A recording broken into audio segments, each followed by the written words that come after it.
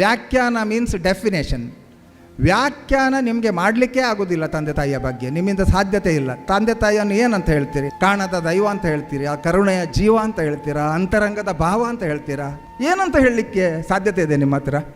ತಾಯಿ ಕೆಟ್ಟವಳು ಇರುವುದಿಲ್ಲ, ತಂದೆ ಕೆಟ್ಟವಳು ಇರುವುದಿಲ್ಲ. ತಾಯಿ ನಮಗೆಲ್ಲ ಬೆಲೆ ಗೊತ್ತಾಗೋದಿಲ್ಲ, ಅದು ದಿನ ಬೇಯುವ ಜೀವ ಅಂತ ಹೇಳೋದು ನಾನು. ತಂದೆನೂ ಕೂಡ, ನೀವು ಬಸ್ ಹತ್ತಿದರೆ ಹೆದರಿಕೆ, ಬಸ್ ಇಳಿಯುವಾಗ ಹೆದರಿಕೆ, ಮನೆಗೆ ಸಮಯಕ್ಕೆ ಬರದಿದ್ದರೆ ಹೆದರಿಕೆ, ನೀವು ಹೆಚ್ಚು ಓದಿದ್ರೂ ಹೆದರಿಕೆ, ನೀವು ಓದದೇ ಇದ್ದರೂ ಹೆದರಿಕೆ. ಅಪ್ಪ ಒಳ್ಳೆ ಶೂ ಕೇಳಿದರೆ ಕೊಟ್ಟಿದ್ದಾರೆ, ನಿಮಗೆ ಒಳ್ಳೆ ಪುಸ್ತಕ ಕೇಳಿ ಏನನ್ನು ಕೇಳಿ ಅಪ್ಪ ಕೊಡ್ತಾರೆ.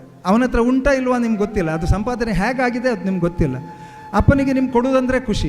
ತಂದೆ ಪೇಟೆಯಲ್ಲಿ ಹೋಗುವಾಗ ಒಂದು ಅಂಗಡಿಯಲ್ಲಿ ಒಳ್ಳೆ ಡ್ರೆಸ್ ನೋಡಿದರೆ, ಈ ಡ್ರೆಸ್ಸನ್ನು ನನ್ನ ಮಗಳು ಹಾಕ್ಕೊಂಡ್ರೆ ಎಷ್ಟು ಚಂದ ಕಾಣ್ಬೋದು ಅಂತ ದೇವತೆಯ ಜಾಗದಲ್ಲಿ ಇಟ್ಟು ಅನುಭವಿಸುವಂಥ 9 ತಿಂಗಳು ಹೊತ್ತು ತಿರುಗಾಡಿದ ತಾಯಿ ಮಾತ್ರ ಅಲ್ಲ, ಆ 9 ತಿಂಗಳ ಒಳಗಿನ ಬರುವಿಕೆಗೆ ಕಾದು ನಿಂತ ಸ್ವಾಗತ ಕೋರುವ ಅಪ್ಪ ಮಾತ್ರ ಅಲ್ಲ, ನಂತರದ ಜೀವನದ ಉದ್ದಕ್ಕೂ ನಿಮ್ಮನ್ನು ಅವರ ಹೃದಯದಲ್ಲಿ ಹೊತ್ತು ತಿರುಗುವಂಥ ಪಪ್ಪ ಅಮ್ಮನನ್ನು ಯಾವತ್ತೂ ಆನಂದ ಬಾಷ್ಪವಲ್ಲದೆ ಬೇರೆ ರೀತಿಯ ಕಣ್ಣೀರು ಬರದ ಹಾಗೆ ನೋಡಿಕೊಳ್ಳಿ.